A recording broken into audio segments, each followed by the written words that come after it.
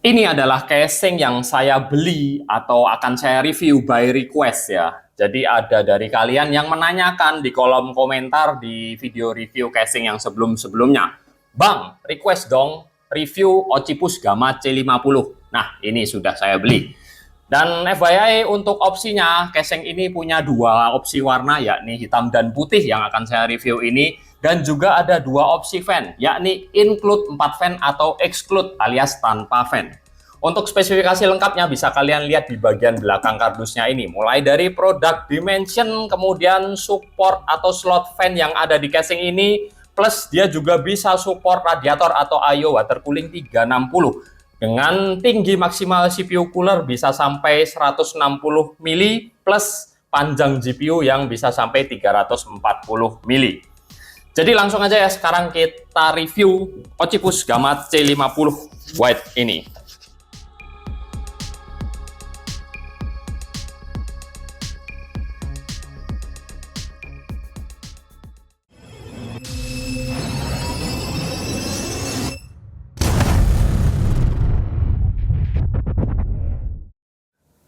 Fan bawaan casing ini nggak pre-installed ya, jadi nggak langsung terinstall atau terpasang di casingnya, melainkan kita mendapatkan 4 dus fan Occipus Gamma F12WH yang nantinya harus kita pasang sendiri. Ini agak merepotkan, tapi paling nggak kita bisa memasang sesuai dengan keinginan kita sendiri ya untuk setup airflow fan-nya. Misal 2 ditaruh di intake di depan dan 2 ditaruh di belakang sebagai exhaust. Dan untuk fan-nya sendiri seperti ini guys, ini cukup berkualitas, build quality-nya bagus dengan karet damper di bagian sudut-sudutnya, plus konektornya dia sayang sekali bukan 4 pin PWM, tapi cuma 3 pin non PWM. Bagusnya dia ada male dan female supaya kita bisa dengan mudah mendaisy chain atau mencabang antar keempat fan ini. Kita juga tentu saja mendapatkan baut untuk memasang fan ini. Penampakan casingnya sendiri seperti ini, dia bukan yang ukurannya kompak-kompak banget ya, dia cukup tinggi ke atas dan ke depannya juga lumayan dengan bagian front cover berbahan plastik ABS yang ada rongga-rongga untuk airflow. Nah, kalau yang seperti ini biasanya airflow intake-nya itu sangat bagus guys. Jelas airflow-nya selalu lebih bagus daripada model yang dual tempered glass, yang airflow-nya ngambil dari sebelah sisi kiri casing. Kalau seperti ini, dijamin airflow kalian dari depan lancar jaya. Dan ini kita bisa buka, tentu saja. Di dalamnya nggak ada mesh filter apapun ya, jadi agak kurang dalam penyaringan debu. Tapi build quality-nya bagus. Ini plastiknya tebal dan nggak kelihatan murahan sama sekali. Di bagian dalamnya ini, kita bisa lihat ada dudukan atau slot untuk fan 12 cm dan 14 cm yang kita bisa geser-geser sedikit posisinya ya untuk menyesuaikan. Plus bisa kita pasangin juga IO water cooling tentu saja di depan. Side cover tempered glass-nya full dari atas sampai bawah sampai menutup di cover power supply-nya ya. Dengan ada border warna putih, nggak ada frame besinya. Tapi tempered glass-nya cukup tebal guys. Selain itu juga detail-detail kecil seperti ada karet damper di frame casingnya ini tidak terlewatkan. Plus di bautnya juga, bautnya ini berbahan metal. Biasanya kalau baut-baut casing low budget yang di samping itu dia bahannya plastik. Yang ini metal plus ada o-ring karetnya juga. Jadi untuk soal detail build quality casing ini bagus ya, benar-benar pengamanannya full 2 sisi. Di sini kita juga mendapatkan sebuah kertas manual plus petunjuk pemasangan parts-parts yang bisa kita pasang di casing ini. Nah, bagian dalamnya kalian bisa lihat guys. Ini cukup luas ya menurut saya, baik untuk ke depan maupun ke bawahnya. Karena yang di bagian depan ini, kalau kalian pasangkan motherboard MATX dengan 4 slot RAM, dia paling akan mentok persis di sebelah lubang untuk jalur kabel manajemen. Jadi secara space ke depan masih sangat jauh. Itu juga bagus untuk memasang VGA card yang panjang. Terus untuk ke bawahnya dia juga punya 5 slot PCI expansion, jadi bukan 4 slot yang seperti biasanya di casing-casing compact low budget ya. Kalau kalian mau memasang VGA card yang punya dual slot atau butuh 3 slot, itu masih sangat aman guys. Atau kalau kalian mau memasang fan di bagian bawah, di bagian bawahnya VGA card atau di atas cover power supply ini ada 2 slot atau dudukan fan 12 cm yang bisa kalian pasang untuk sirkulasi aja sih, bukan intake atau exhaust. Plus di sampingnya juga masih ada 3 lubang untuk jalur kabel ke area kabel manajemen. Nice. Bagian atas pun sama guys, plafon untuk casing ini saya rasa sangat jauh sekali. Kalian bisa melihat dari batas lubang IO shield motherboard ini ya. Ke atasnya masih ada 4 jari lebih, berarti ada 5 sentian sampai mentok ke atas. Jadi kalau kalian pasang IO water cooling yang tebel sekalipun, misal seperti Arctic Freezer, itu nggak akan bertabrakan dengan apapun itu yang ada di motherboard, baik itu heatsink RAM, heatsink VRM, pasti masih aman karena jaraknya ini sangat jauh sekali guys, dari atas mentok sampai ke dudukan motherboard ini.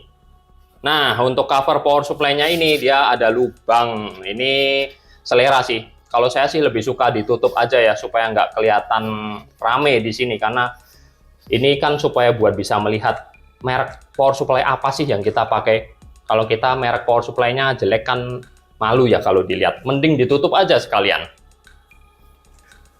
Di bagian belakang ini standar ala casing pada umumnya, nggak ada yang istimewa. Dudukan atau slot fan 12 cm di belakang untuk exhaust, 5 slot PCI expansion dengan kuncian model sliding yang ada thumb screw-nya, dan ini lubang untuk power supply. Untuk bagian atasnya guys, ini ada mesh filter plus dudukan fan di dalamnya ini 12 dan 14 cm opsional. Bisa juga dipasang IO water cooling tadi ya yang sudah saya sebutkan, dan kita bisa geser-geser dengan mudah ke belakang atau ke depan. Untuk front IO panelnya ini ada di bagian atas sebelah kanan. Mulai dari bagian depan ini ada tombol power, LED indikator, tombol reset, 2 port USB 2, 1 jack 3,5 mili yang TRRS ya. Jadi mic plus speaker jadi satu di sini, plus 1 USB 3 port. Simple dan sederhana. Sedangkan bagian bawahnya, casing ini punya stand atau kaki-kaki yang cukup kecil dan pendek, tapi itu nggak masalah lah. Yang penting ini ada EVA foam ya, karet pengganjal untuk anti slip supaya nggak licin kalau ditaruh di meja yang licin. Ini juga ada mesh filter untuk intake fan power supply, dan ini ada lubang-lubang untuk storage bay atau storage cage yang ada di dalam power supply cover. Ini ada 2 bautnya ya untuk melepas storage bay-nya nanti. Jadi untuk membuka set cover baik tempered glass maupun sisi kabel manajemen semuanya masih pakai thumb screw, bukan model yang toolless ya. Nah, ini kalian bisa lihat space-nya menurut saya nggak terlalu lebar sih, tapi juga nggak sempit. Pas-pasan lah, masih oke banget. Kalau buat power supply yang kabelnya flat, jelas ini sangat-sangat cukup dan sangat lebar. Dan ini kita juga mendapatkan plastik clip yang isinya ada beberapa helai kabel tis plus baut untuk merakit warna hitam. Sayangnya di sini nggak ada baut panjang yang biasanya bisa kita pakai untuk memasang fan di atas cover power supply ini ya. Jadi kita harus beli sendiri baut panjangnya. Biasanya sih include di casingnya, tapi ini nggak ada guys. Untuk kabel front panel atau front input output ini semuanya warna hitam. Kenapa warna hitam ya? Padahal casingnya warna putih. Sayang sekali. Harusnya ini diberi warna putih juga kabelnya supaya match. Ya nggak apa-apa lah. Yang penting ini flat, berkualitas, nggak tipis, rapi dan standar. Yang paling besar ini ada USB 3, front USB, HD audio, dan beberapa tombol reset plus LED. Di bagian belakang ini tentu saja seperti casing-casing pada umumnya juga ada cantolan-cantolan untuk kita masukkan kabel tisnya ini ya, untuk merapikan kabel nantinya. Plus ada dudukan untuk storage 2,5 inci, baik hard disk maupun SSD yang bisa kita pasang di bagian belakang motherboard ini.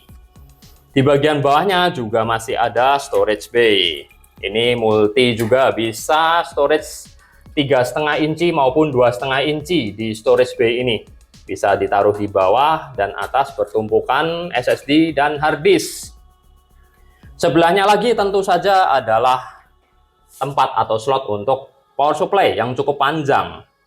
Ini jadi kalau kita memasang power supply yang ukurannya nggak terlalu compact juga masih bisa masuk sih di casing ini, karena ini saya lihat cukup jauh ya. Kalian bisa lihat sendirilah.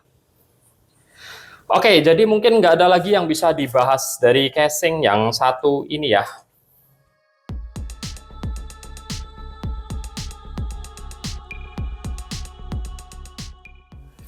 Kalau kalian tanya soal build quality, menurut saya casing yang satu ini merupakan yang terbaik di harganya ya. Susah mencari yang build quality-nya sama seperti casing yang satu ini. Memang benar-benar bagus. Sampai ke detail-detailnya juga dia perhatikan semua. Airflow nggak usah ditanya lah. Tadi saya sudah bilang ya, untuk tipe casing yang airflow-nya dari depan begini udah pasti bagus dan lancar. Jadi mungkin gitu aja ya review casing Occipus Gamma C50 dari saya. Saya Hendy, pamit dulu dan makasih udah nonton.